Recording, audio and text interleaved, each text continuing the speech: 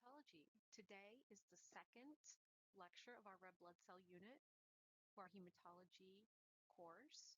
Today we are going to talk about red blood cell maturation and morphology. We will also talk a little bit about analytical indices and how we measure the various characteristics of our red blood cells on a complete blood count. Red blood cell differentiation takes place in the marrow at their site of production. A pluripotent stem cell, hematopoietic stem cell within the bone marrow can become whatever the body needs them to become based on need. And our need is signaled to our bone marrow through chemical signals in the form of cytokines and hormones. And that will tell our bone marrow exactly what type of blood cells need to be prioritized in terms of production. Now, here I have a diagram of our pluripotent stem cell. That pluripotent stem cell can be broken down into multiple different types of cells. So we have a branch called the common lymphoid progenitor, and that is going to be mostly for our lymphocytes, which we will go into much greater depth when we get to our white blood cell unit. We then branch out into our myeloid progenitor, and from our myeloid progenitor comes our erythroblast. So that is where we are going to branch off to form erythrocytes, also called red blood cells. Our myeloid progenitor also gives rise to megakaryocytes, which are our predecessor to platelets. And our myeloid progenitor also manufactures or differentiates into neutrophils, basophils, eosinophils, and monocytes. Those are all different types of white blood cells. But just so you know that all of our cells come from this pluripotent stem cell, and those cytokines and hormones help regulate the type of cells that are made and in the number of which they are made.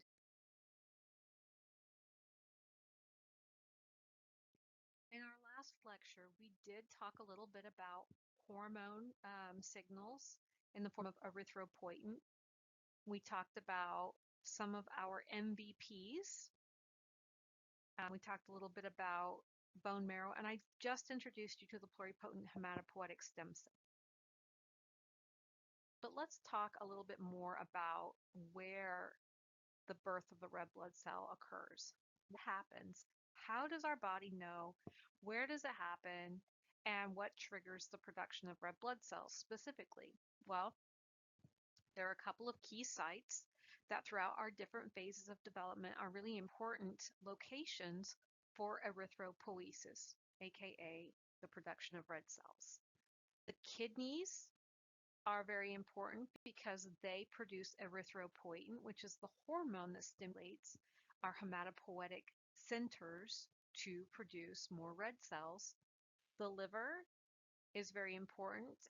It also has some erythropoietic tissue there, especially during fetal development.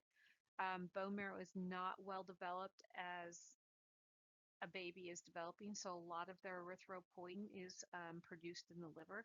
And then the spleen also is important in terms of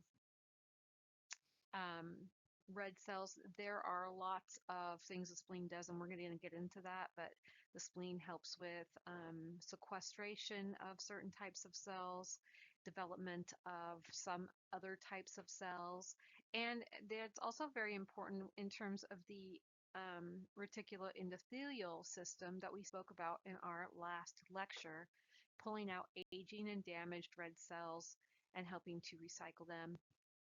But we will talk about that here in a minute.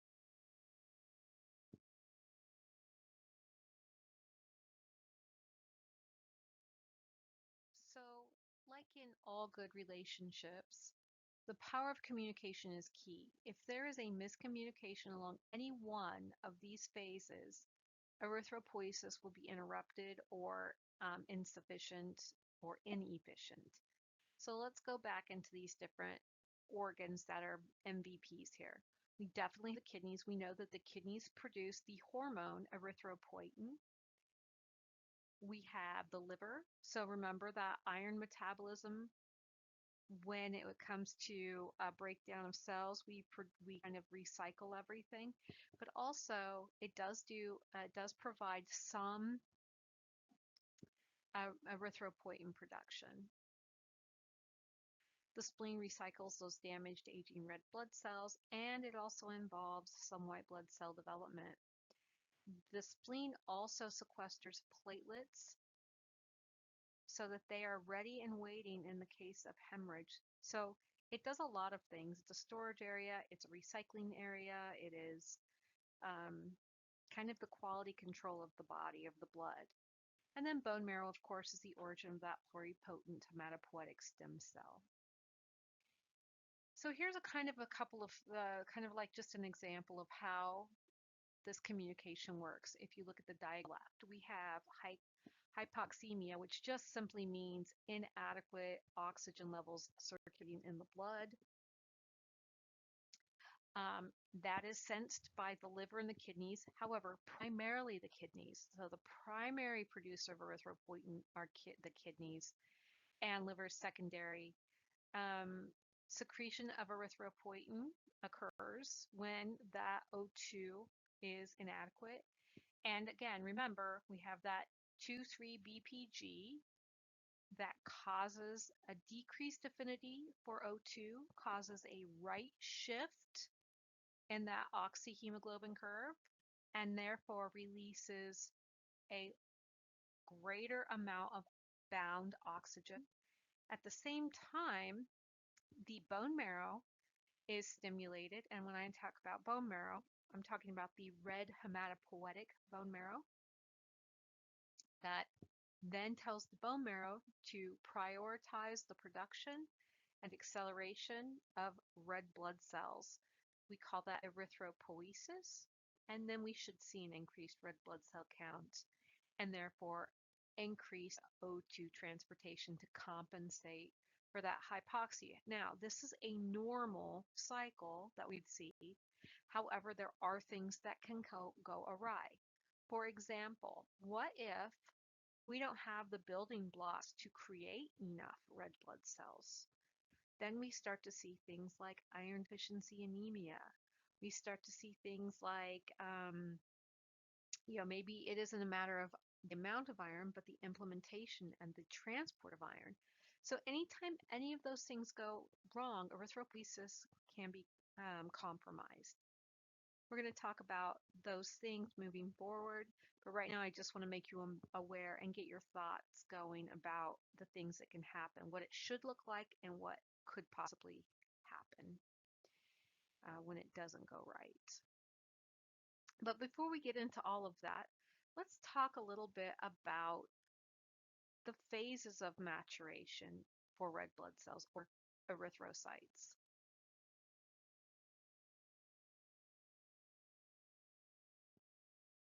So once erythropoietin is released, this stimulates the bone marrow to cause the differentiation of those hematopoietic stem cells into red cells. Both diagrams show normal red blood cell phases of development. Now, note that some phases have alternative and interchangeable nomenclatures. Make sure that you know both of the nomenclatures, both of the names for each phase of development. Now, this is kind of the tricky part about the red blood cell unit. However, on your board exams and on your regular exams here with me, you will need to know both of those nomenclatures for each phase of development. So I'm just reiterating that so that you are very aware that these names are interchangeable. You may hear it called one thing one day, or even on the board exams, you may see it used interchangeably. So yeah, you need to know both nomenclatures of the different phases of red blood cell maturation.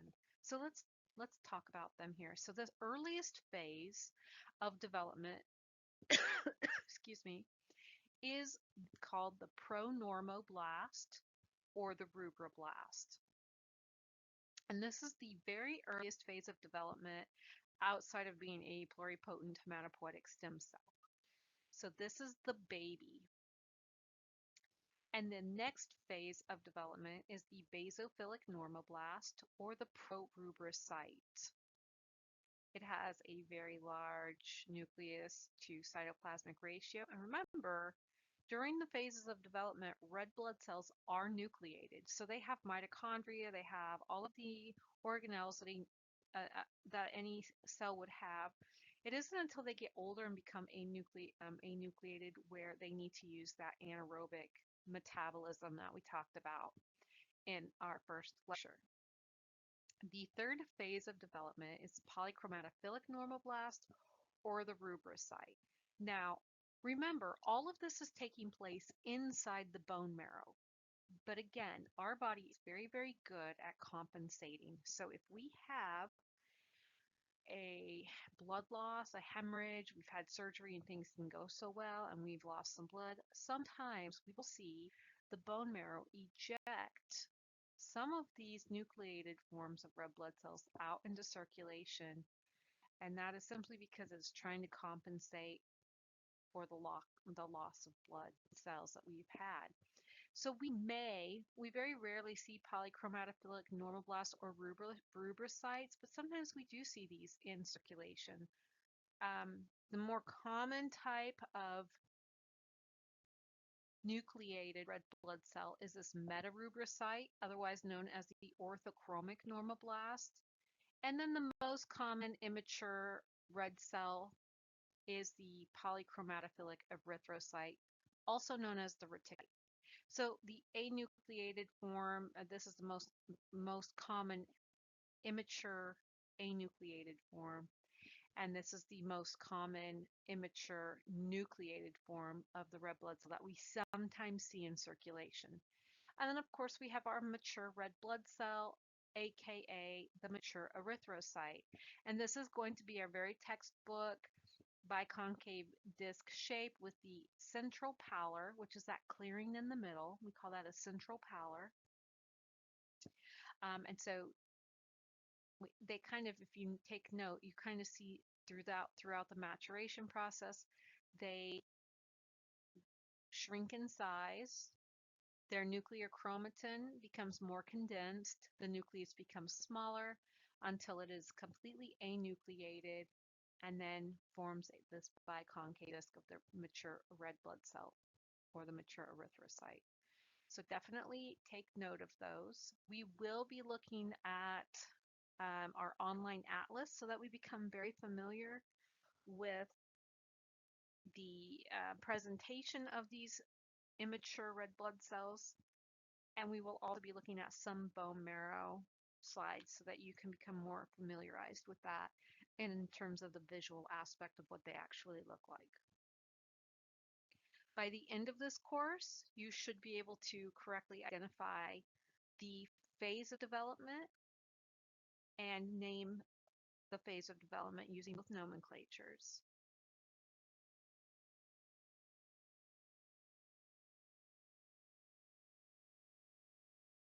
When doing laboratory analysis of our red blood cells, our white blood cells, our reticulocytes, this is what the printout or the analytical data looks like. This is in the blue box, the CBC, otherwise known as the complete blood count.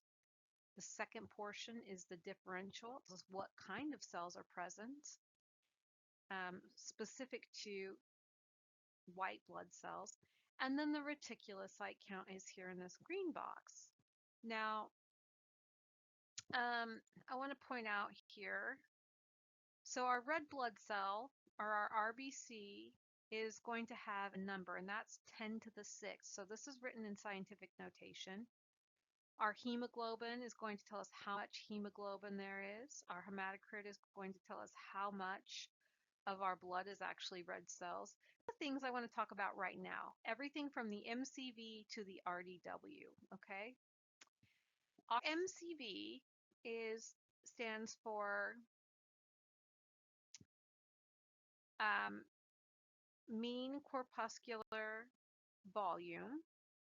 Our MCH is mean corpuscular hemoglobin. And we're going to talk about each one of these indices, okay? So let's move forward and we'll talk about that. Oh, sorry, I didn't tell you this. And mean corpuscular hemoglobin concentration, or it could be mean cellular volume, mean cellular hemoglobin, mean cellular hemoglobin concentration. So we're going to talk specifically about these three because we can use these three red blood cell indices to associate the numbers or the analysis with a variety of different disease states that are very, very common and very kind of predictable. We know if, for example, if an MCHC is greater than 37, there are only a certain number of conditions that can cause that. Our RDW is it means red distribution, and it's going to kind of tell us the variation in size. Okay. All right. Let's move on and we'll get into more detail.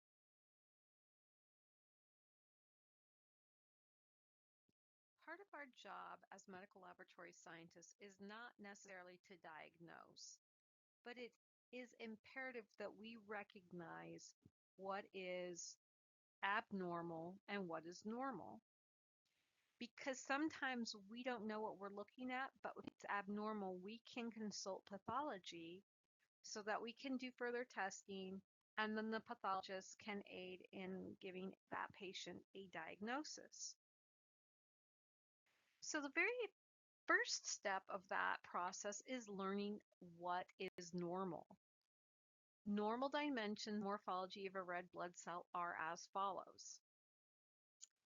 A normal volume, or our MCV, and remember that's one of our red blood cell indices on our CBC, is 80 to 100 femtoliters. Okay, this one here, it's not a very clear picture, but this one here says 90 femtoliters. That would be within a normal MCV range. Our width, so the entire width of this red cell is about 7.5 micrometers wide. And then the thickness is about 2.5 micrometers. When looking at the central pallor, which is going to be the disc center, the center of the disc, or this clearing in the center, that is going to be about 1/3 of the diameter. And then we're going to have also make sure we have this biconcave disc shape, okay? Those are all the normal features and dimensions of a normal, healthy red blood cell. If we see variety from this, we might be looking at some type of anemia or some other type of disorder that would require further investigation.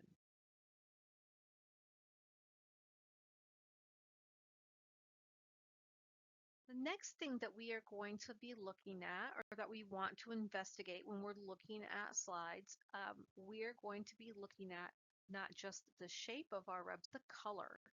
And this is going to be reflective of our MCHC value on our CBC printout. This index is really the concentration of hemoglobin that it contains, thus the color that we can visualize. And the color, or the MCHC, means mean corpuscle hemoglobin concentration, or mean cellular hemoglobin concentration, or mean corpuscular hemoglobin concentration.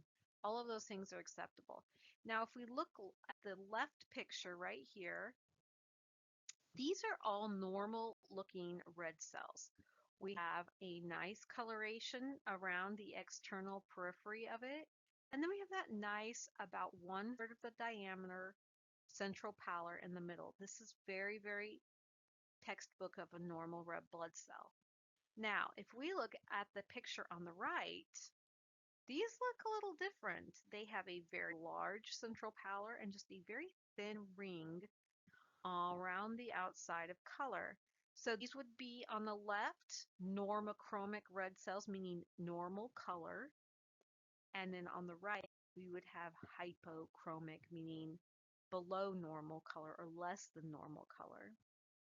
And these can be indicative, hypochromic red blood cells can be indicative of several things that we see in terms of human diagnosis or human disease state or human condition.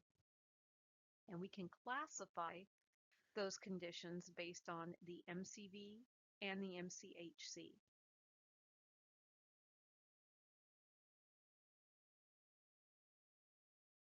So a few minutes ago when we were talking about the developmental phases of erythrocytes, I mentioned to you that reticulocytes were immature red blood cells that were anucleated that were put into circulation of the peripheral blood from the bone marrow just a little bit early. And reticulocytes, because they are less mature than regular red blood cells or more mature red blood cells, they have a bluish or purple hue. All right, and that is due to remnants of RNA that are left over from the maturation process. So we see an increase of polychromatic red blood cells, aka reticulocytes. We see these in circulation in higher numbers when trying to compensate, and it does so by expelling immature red blood cells from the bone marrow and out into the peripheral blood so that they can start work early. So this is basically child labor laws are being broken when it comes to red blood cells and reticulocytes. This may occur due to blood loss, pregnancy, altitude, and various anemias.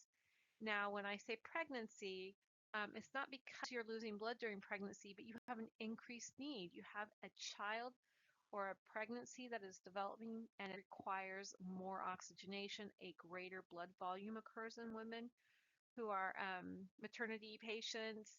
And so anytime you have an increased need, you are going to also have a higher reticulocyte count. Now, when we see this color on a slide, so we're looking at a slide and we see these reticulocytes, this color difference, we refer to that as polychromasia.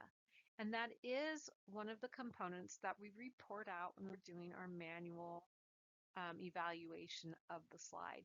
And that helps the physician know that the patient's bone marrow is compensating for increased need or for loss, etc. Okay? So when you hear the term polychromasia, know that we're talking about this polychromatic red blood cell and its difference in color.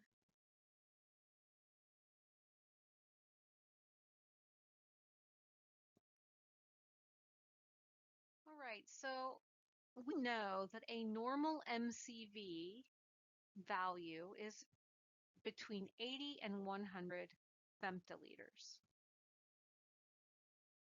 And one of the things that we can do when we're looking at a peripheral smear under the microscope is we can do a visual comparison to help confirm whether our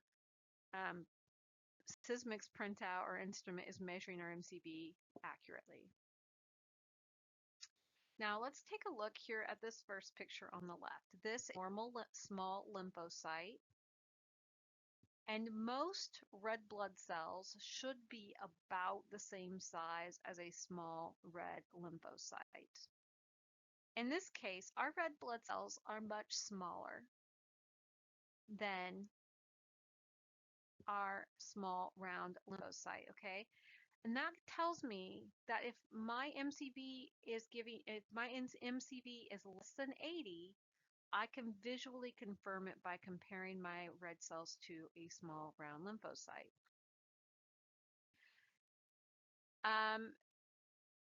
Our job is not necessarily to make the diagnosis, but to give the physicians and the care team the information necessary for them to correlate clinical symptoms and signs with scientific data.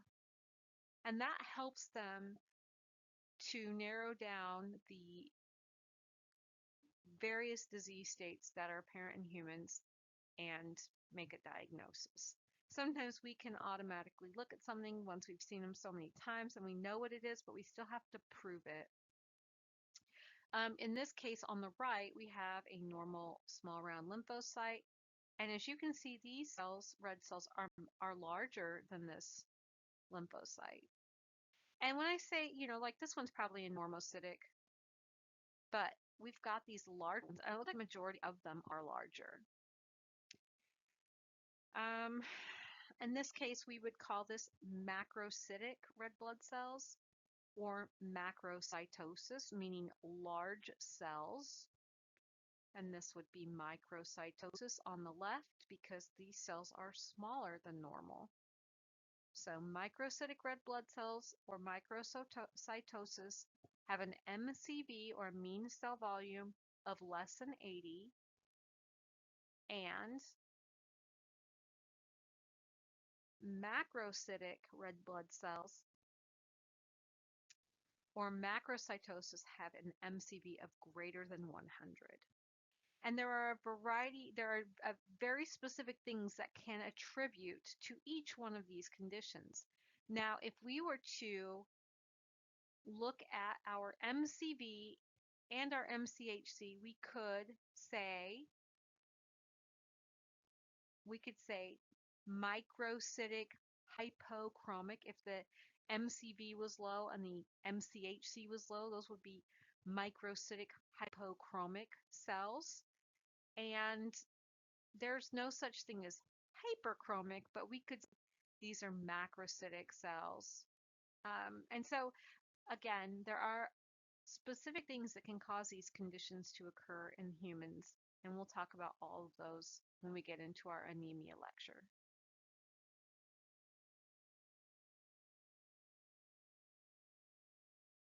Not only do we look at the size and coloration of our red cells, but we also look at the shape. In this case, we have ovalocytes, so very oval shaped, or these very long, thin elliptocytes.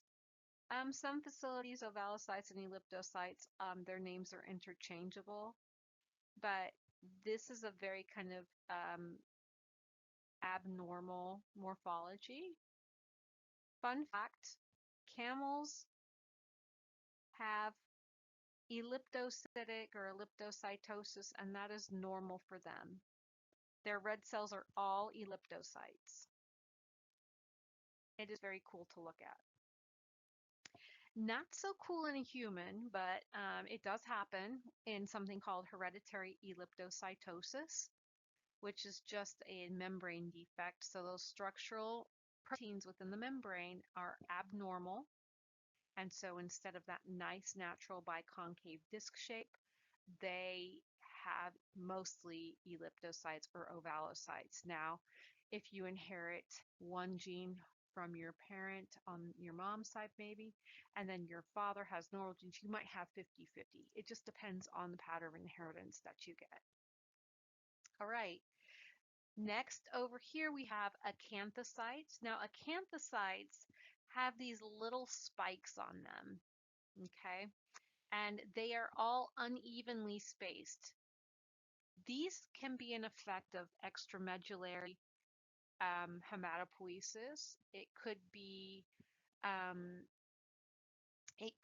something to do with an abnormal membrane, but usually we see these when there's something going on in the bone marrow, like for example, fibrotic bone marrow tissue or some type of inflammation in the spleen, whereas these red cells are passing through the splenic cords, they kind of get pulled and contorted and they start to have these little projections of their cellular membrane that are kind of pulled out of shape.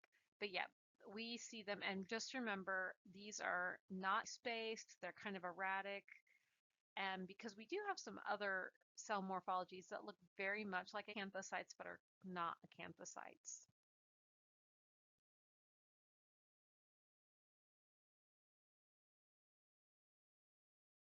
Okay, so like I was saying, there are some cell morphologies that can resemble one another. These are called Burr cells on the left, or acanthocytes. They closely resemble acanthocytes, but if you look at them, it's really more of a crenation, meaning the cell has shrunken, and so the fluid has left the cell and then kind of shrunken and shriveled up a little bit. And what you'll notice is the projections are not quite as sharp. They're more evenly spaced. They look very just kind of like shriveled up a little bit. This can be artifact due to tube additives that we have in the tubes that we collect the blood, or it could be due to exposure to saline or anything that would cause the fluid to leave the cell. And then here on the right-hand side, these are spherocytes. There is a condition called hereditary spherocytosis, and this is where we are missing some of the important, specifically the spectrin, in the cell membrane. And so instead of just having that nice biconcave disc shape, they are like water balloons, and they are incredibly fragile. And when they go through the cords of the spleen, they can't quite fit through, and sometimes they rupture. So if you can imagine these patients who have hereditary spherocytosis sometimes have a hemolytic breakdown of cells, red cells specifically, because they can't make it through the gates of the spleen. And it's kind of like, you shall not pass, and they don't let them through because they're abnormal, and the spleen's job is to not allow abnormal cells into circulation. It's a protective. But in this case, if all of your cells are abnormal, you really run into problems. Oh my goodness. This pointer is out of control.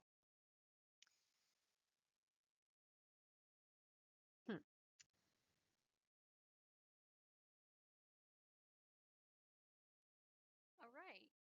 So we have another type of morphology abnormality, and these are sickle cells or depranocytes. And we see this when we have an amino acid substitution in the hemoglobin chains. So this is going to be really problematic for patients because these sickle cells are not nice and round, and they don't go through the vasculature nicely. They can't carry oxygen the way that a healthy red cell would. So it causes a lot of problems, a lot of pain in their extremities. It also causes premature destruction of red blood cells, because if you can imagine, as those sickle cells are trying to pass through the spleen, again, they're going to be plucked out because they are abnormal. These target cells on the right are also called podocytes, and remember, they are due to an increased accumulation of cholesterol in that cell membrane. These are highly resistant against rupture due to fluid force, whereas those spherocytes are highly susceptible, less resistant to rupture due to fluid forces.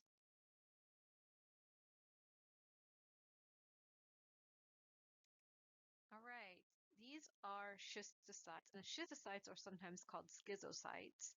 These are basically cell remnants. They're leftovers of broken up cells, and a lot of different things could cause this.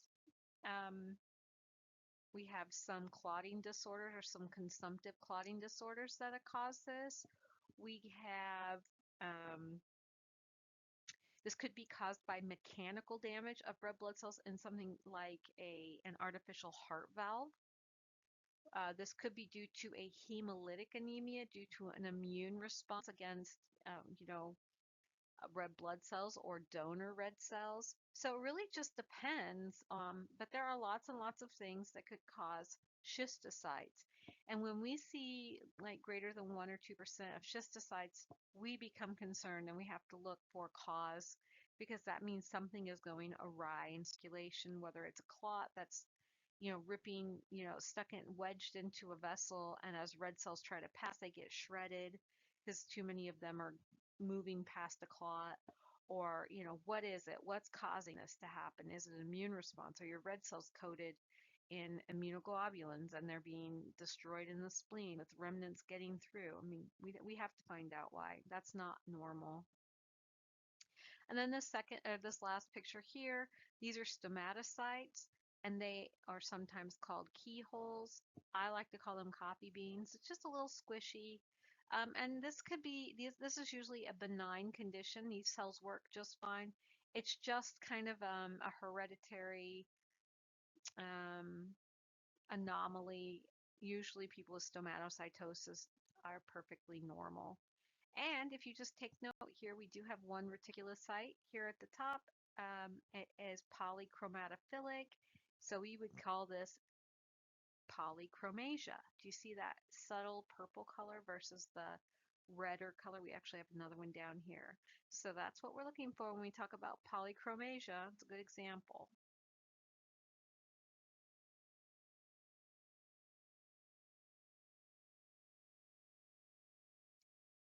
This morphology to the left are teardrops or dacrycytes. And the reason they're called teardrops is they look very much like a teardrop. They have a pointed kind of tapered end that comes down into a fat drop shape.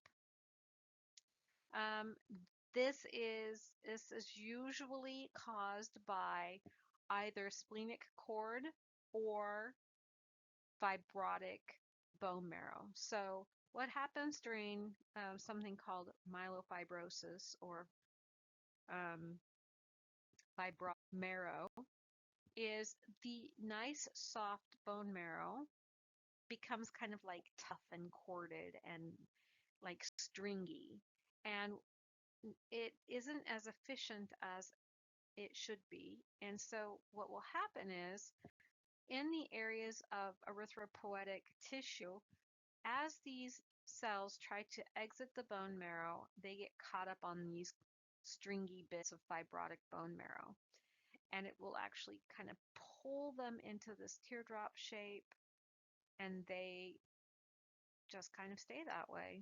Same thing could happen with the splenic cords, but for the most part, we see this as a hallmark cell of myelofibrosis, which we'll talk about in our white blood cell unit.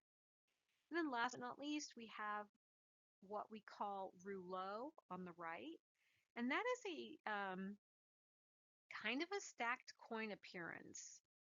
So you see that it's like little coins, stacked coins, one on the other. This could be artifactual in some cases. When you are looking at a peripheral blood slide, we want to stay toward the mono layer or the monocellular layer so that we don't have crowding of the cells. We can see something that looks like rouleau as we get deeper into the slide, and that's really not a true rouleau. That is just crowding of the cells deep into the slide. However, if we see this at the feathered edge, which we're going to talk about when we get into our student lab activity, or we see it in the monocellular area of the slide, we might associate this with something called multiple myeloma. It is caused by the stickiness of excess free light chains, and these patients really struggle. We're going to go all through that when we get to our cancer or our white cell leukemia and white cell disorder unit. But yes, when you see rouleau, it is often a hallmark of a patient with a proliferative disorder called multiple myeloma.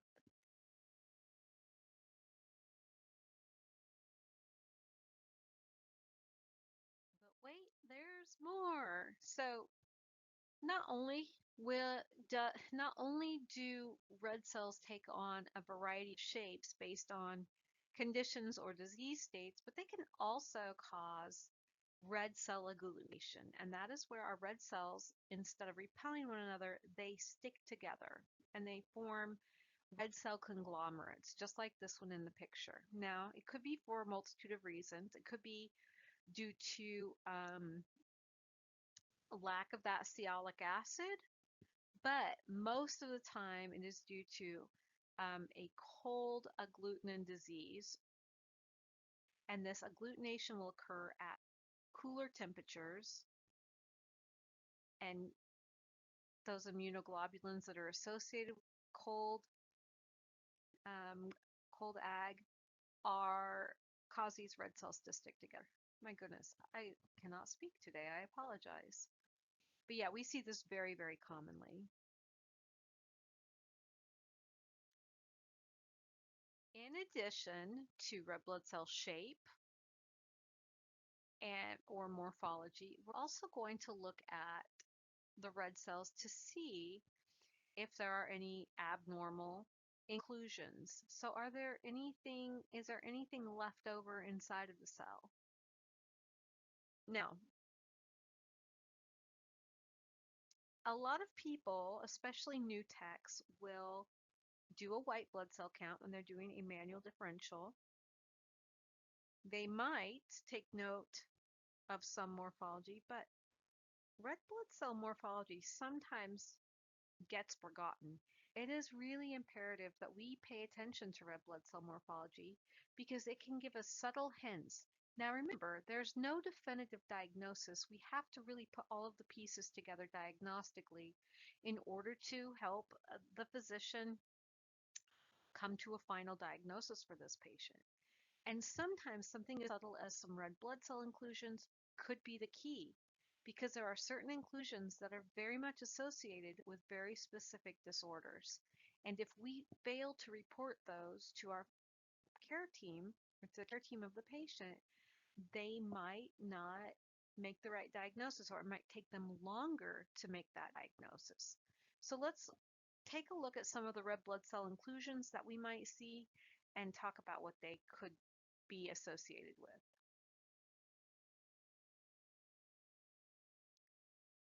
Okay, so one of the first types of inclusions that we may see in red blood cells, we call basophilic stippling. And you can see that all of these little tiny basophilic granules within the red cells and throughout the red cell cytoplasm, these are actually ribosomal RNA that have aggregated and are basically stuck in the cell as it matures, and then it presents with this basophilic stippling. This is often found in patients with lead poisoning or in patients with hemoglobin synthesis disorders, and we're going to talk about both those disorders as we move forward. But this is very, very hallmark of lead poisoning. So we might see this in little kids who have lead poisoning, or we might see this in patients who have hemoglobin synthesis disorders, which we're going to go into more detail later. But definitely keep in mind, if you see basophilic stippling on a patient, do not fail to report it. There is a place to report it, and we do report it when we see it, okay?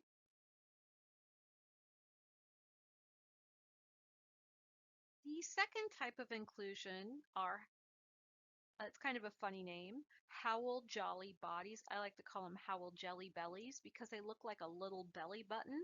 They're almost always perfectly round, and they're dark purple inclusions, usually on the periphery, so not always directly in the center, but off toward the side. These are made of remnants of DNA. So of all of the inclusions, Howell Jolly bodies are the only ones made up of DNA remnants. The others are usually iron or RNA, okay? So keep that in mind when you're learning the different types of inclusions and their makeup. We often see these in patients who've had a splenectomy or the removal of a spleen, or patients who have a non-functioning spleen. The reason why is because the spleen would recognize these remnants of DNA as an anomaly, and they would pluck these out of circulation because they're not normal. There's something abnormal about them. Even though they're probably highly functioning, the spleen's job is to pluck out abnormalities from circulation. And in this case, these would have been plucked out. But if the spleen had been removed or was not functioning, these cells would remain in circulation. We also see some patients with mastic anemias and hemolytic anemias. And that is because those are associated, the megaloblastic anemias specifically, are associated with DNA synthesis and an abnormality in that process. But we're going to talk more about anemias later. Trust me, by the end of this course, you'll know everything about anemias, the different types of anemias, the causes of the anemias. You'll be like, oh, you know more about anemia than you ever thought you would.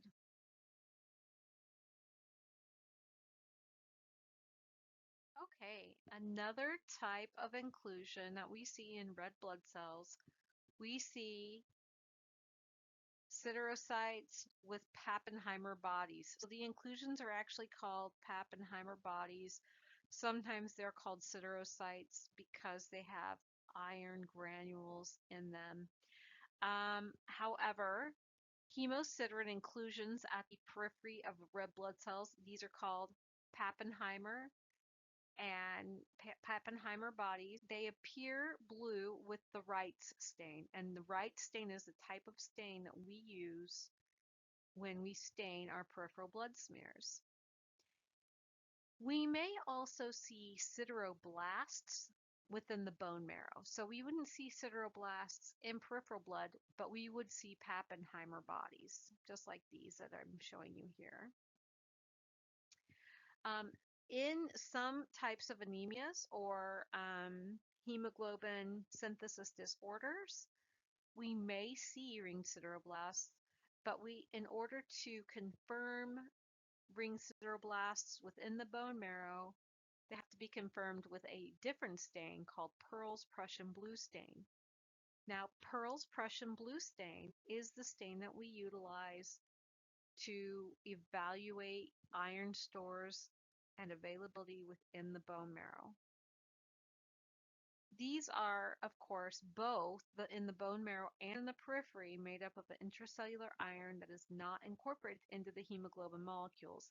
And that's because there's something going on in terms of either delivery or utilization of that iron. So it's not necessarily a decreased iron storage or iron availability. It's the implementation of the iron isn't happening correctly. So something's going wrong.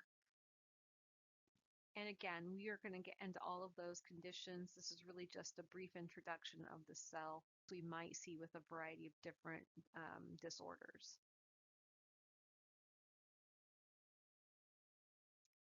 Heinz bodies are little inclusions of denatured hemoglobin. So this might be an example of what happens when we have some type of an oxidative disorder, something that's causing a denaturation or denaturation of hemoglobin within the red cells. We have to utilize a methyl blue stain or a new methylene blue stain. We have to use these to identify them. But they are single or double. They are refractile. They could be round, oval, or irregular bodies, and you can kind of see that in all of these. And this is indicative of erythrocyte injury, typically due to some type of an oxidative disorder, and it may indicate an unsuspected hemolytic anemia. All right, so we're going to talk about those. You're going to love it. Okay, so let's recap some of our morphologies. I don't have all of the inclusions in this chart, but this is just a handy dandy chart that is a quick reference for abnormal morphology, kind of an image, and then what it might be associated with, okay? This is not all inclusive, however, so utilize it as needed, but definitely don't rely on it as a single source for studying. Okay, that wraps up our morphology and our RBC maturation lecture. Go ahead and look back at your notes, look back at our previous lectures, and kind of start putting the pieces together in order to prepare for your exam.